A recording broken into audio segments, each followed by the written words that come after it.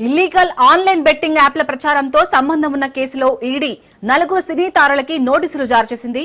రాణా దగ్గుబాటి, ప్రకాష్ రాజ్, విజయ్ దేవరకొండ, మంచు లక్ష్మిలను ఈ కేసులో విచారణ కోసం హాజరు కావాలని ఈడీ ఆదేశించింది. రేపు 23న రాణా దగ్గుబాటి, ఈ నెల 30న Prakash Raj, Vijay Devarakonda August 6న, Manchu Lakshmi August 13న ED విచారణకు హాజరు కావాల్సి ఉంటుంది.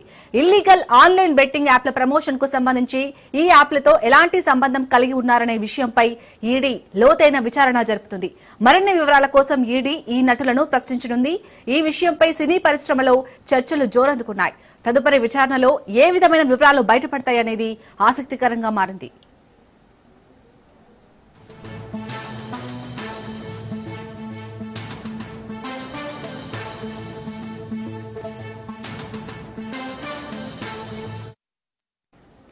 ఇల్లీగల్ ఆన్లైన్ బెట్టింగ్ యాప్ల ప్రచారంతో సంబంధం ఉన్న కేసులో ఈడీ నలుగురు సినీ తారలకి నోటీసులు జారీ చేసింది.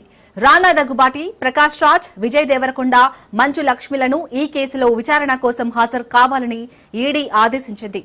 రేపు 23న రాణా దగ్గుబాటి, ఈ నెల 30న Prakash Raj, Vijay Devarakonda August 6న, Manchu Lakshmi August 13న ED విచారణకు హాజరు కావాల్సి ఉంటుంది. ఇల్లీగల్ ఆన్లైన్ బెట్టింగ్ యాప్ల ప్రమోషన్ కు సంబంధించి ఈ యాప్లతో ఎలాంటి సంబంధం కలిగి ఉన్నారనే విషయంపై ఈడీ లోతైన విచారణ జరుపుతుంది. మరిన్ని వివరాల కోసం ఈడీ ఈ నటులను ప్రశ్నించనుంది. ఈ విషయంపై సినీ పరిశ్రమలో చర్చలు జోరందుకున్నాయి. తదుపరి విచారణలో ఏ విధమైన వివరాలు బయటపడతాయనేది ఆసక్తికరంగా మారింది. రైట్, ఇక ఇదే అంశానికి సంబంధించి మరిన్ని డీటెయిల్స్ మా ప్రతినిధి రత్నకుమార్ అందిస్తారు. రత్నకుమార్, బెట్టింగ్ యాప్స్ ప్రమోషన్స్ కు సంబంధించినటువంటి కేసులో ఈడీ దూకుడు పెంచింది. ఇప్పటికే ఈసీఆర్ నమోదు చేసి ఇందులో ఇన్వాల్వ్ అయినటువంటి వ్యక్తులు ఎవరైతే ఉన్నారో వాళ్ళందరికీ కూడా నోటీసులు ఇచ్చి విచారణకు రావాలంటూ కూడా తెలియజేసినటువంటి పరిస్థితి కనిపించింది. ఇంకా అందులో భాగంగానే రేపు రాణా దగ్గుబాటి విచారణకు రావాలి, తర్వాత 30వ తారీఖున ప్రకాష్ రాజును విచారణకు హాజరు కావాలంటూ కూడా తెలియజేసింది. ఆ తర్వాత మంచు లక్ష్మి విచారణకు హాజరు కావాలంటూ కూడా నోటీసులలో తెలిపింది. సో దీన్ని బట్టి రేపు రాణా దగ్గుబాటి ఈడీ విచారణను ఎదుర్కోవాల్సి ఉంటుంది బెట్టింగ్ యాప్స్ కు ప్రమోషన్ కు సంబంధించినటువంటి కేసులో.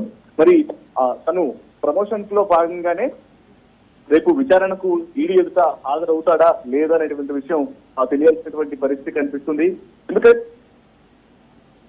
ప్రమోషన్స్ చేసినటువంటి సందర్భంలోనే బెట్టింగ్ యాప్స్ కు సంబంధించి పెద్ద ఎత్తున వీళ్ళు ఆయా కంపెనీల నుంచి డబ్బులను తీసుకోవడం జరిగింది. లావాదేవీలు అనేవి భారీ ఎత్తున జరిగాయి.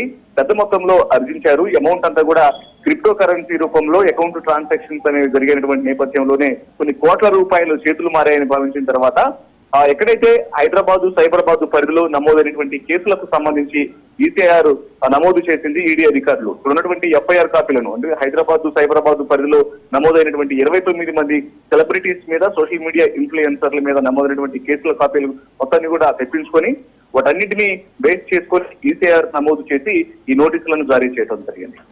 గతంలో ఎప్పుడైతే బెట్టింగ్ యాప్స్ కు సంబంధించినటువంటి అంశం వెలుగులోకి వచ్చిన తర్వాత వరుసగా సైబర్ క్రైమ్ పరిధిలో కావచ్చు అనేక రకాలుగా కూడా ఎంతో మంది తాము నష్టపోయాము, కొంతమంది ప్రాణాల మీదకు తెచ్చుకున్నటువంటి పరిస్థితి ఉంది. కోట్లాది రూపాయలను నష్టపోయి ఆ తర్వాత మరికొంతమంది అప్పుల బాధ తట్టుకోలేక ఆత్మహత్య చేసుకున్నటువంటి ఘటనలు కూడా కనిపించాయి.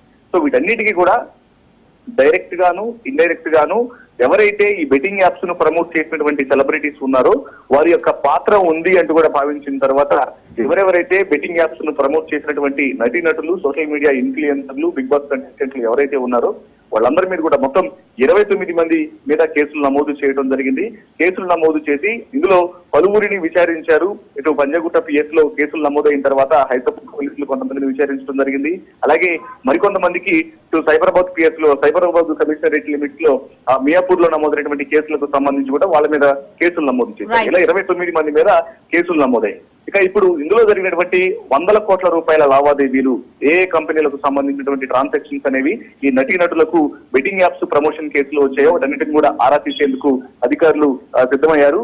ఈ క్రమంలోనే ఇప్పుడు ఈసీఆర్ నమోదు చేసి ఇప్పటికే నోటీసులను జారీ చేసిన అనంతరం ఇప్పుడు నటీనటులకు వరుసగా నోటీసులు పంపి వారికి డేట్స్ ను కూడా కన్ఫర్మ్ చేయడం జరిగింది. డేట్స్ ను కన్ఫర్మ్ చేసి ఆయా తారీఖులలో ఖచ్చితంగా విచారణకు రావాలి అనేటువంటి విషయాలను కూడా తెలియజేసినటువంటి పరిస్థితి ఉంది ఎన్ఫోర్స్మెంట్ డైరెక్టరేట్, ఈడీ అధికారులు.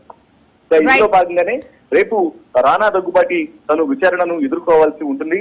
రేపు అంటే 23వ తారీఖున ఆయన విచారణకు రావాలి అంటూ కూడా తెలియజేసినటువంటి నేపథ్యంలోనే మరి రేపు రానా విచారణకు హాజరవుతాడా లేదా అనేది కూడా చూడాల్సినటువంటి పరిస్థితి కనిపిస్తుంది. ఆ తర్వాత 30వ తారీఖున ప్రకాష్ రాజ్ రమ్మన్నాడు. ఆ తర్వాత ఆగస్టు నెలలో మంచు లక్ష్మిని కూడా విచారణకు రావాలని తెలియజేసిన నేపథ్యంలోనే వరుసగా సినిమా నటీనటులకి ఎవరైతే ఈ బెట్టింగ్ యాప్స్ కేసులు నమోదైనటువంటి నటీనటులు ఎవరైతే ఉన్నారో వాళ్ళందరికీ కూడా నోటీసులు ఇచ్చి విచారణకు పిలుస్తున్నటువంటి పరిస్థితి కనిపిస్తోంది.